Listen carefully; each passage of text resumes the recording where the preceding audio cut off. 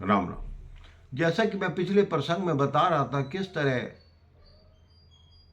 कई शास्त्रों में लिखा है कि अयोध्यावासी दोबारा चित्रकूट क्यों नहीं गए, भरत जी चित्रकूट क्यों नहीं गए। भरत जी सोचते मैं जाऊंगा तो राम मना नहीं करेंगे, पर उनके व्रत में बाधा आ जाएगी। प्रेम तो यही चाहता है कि सामने वाला नाराज ना हो। गीतावली में लिखा है, जब से भरत जी नंदीग्राम गए तब से कौशल्या मां ने महल के बाहर कदम नहीं रखा। एक दिन लक्ष्मण जी फल फूल लेने गए थे।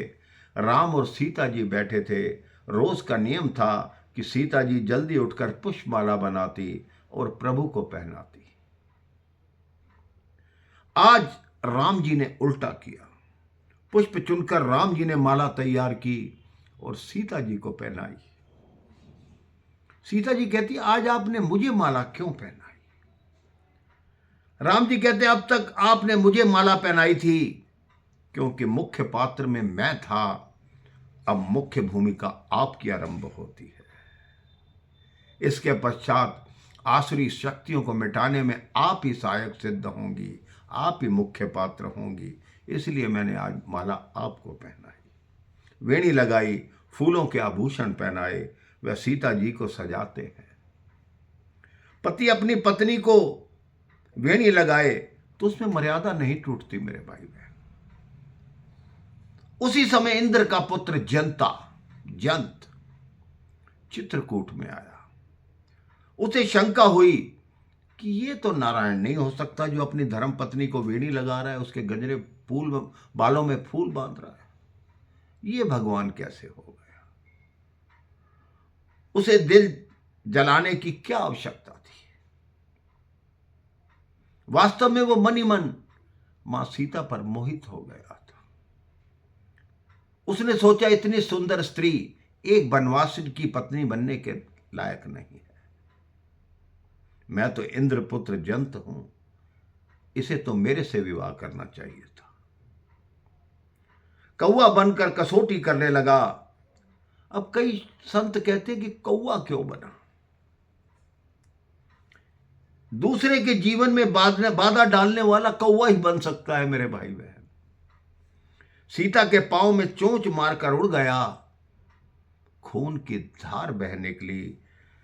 प्रभु ने जब देखा कि सीता के पांव पर उसने चोंच मारी है और खून की धार बह निकली, प्रभु ने एक तिनका उठाया, उसको अभिमंत्रित किया और वही तिनका ब्रह्मास्त्र बनकर जंत के पीछे लग गया। जंत तीनों लोकों में गया। अपने पिता के पास गया, ब्रह्मा जी के पास गया, सबके पास गया। सब ने कहा, इस शस्त्र का तोड़ हमारे पास नहीं है। अब मार्ग में उसे नारद जी मिले। नारद जी ऋषि थे, उनका हृदय पिघल गया। नारद जी कहते, तुमने जिसका अपराध किया जाके उससे क्षमा मांगो, और जगह कहां घूमते फिरते हो? हमारी आपकी आदत यही है मेरे भाई बहन। हम हृदय किसी का दुखाते हैं, बुरा किसी का करते हैं, जाके क्षमा भगवान से मांगते हैं। अरे अगर उसी व्यक्ति से क्षमा मांग लो, उसको ये कह दो कि आगे के बाद ऐसी गलती नहीं होगी, तो आपको भगवान के पास जाकर ये कहने की आवश्यकता नहीं कि मैंने गलत किया है तो मुझे क्षमा कर दे। नारद जी ने कहा, जिनका अपराध किया वहीं चले जाओ, अपने बाण को वही वापस ले सकते हैं। इस तीनों लोकों में कोई ऐसा नहीं जो इस बाण को वापस ले सके। जंत प्रभु के पास गया, क्षमा मांगी।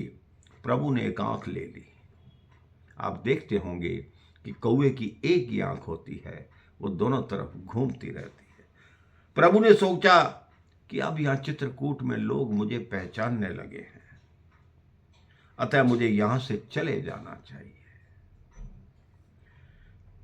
भीलों से विदा ली। वो रो पड़े कि प्रभु हमें छोड़कर कहां जा रहे हो?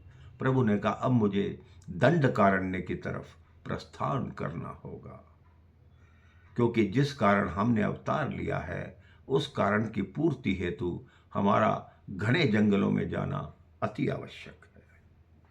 अब प्रभु अत्रि आश्रम में आए। अत्रि ने प्रभु की स्तुति की, एक रात ठहरने का आग्रह किया। राम जी वहां ठहरे। सीता जी अत्री पत्नी मां अनुसुईया के पास चली गई। मां अनुसुईया ने सीता जी को क्या ज्ञान दिया, इस प्रसंग में मैं आपको अगली कथा में बताऊंगा। राम राम, जय श्री राम।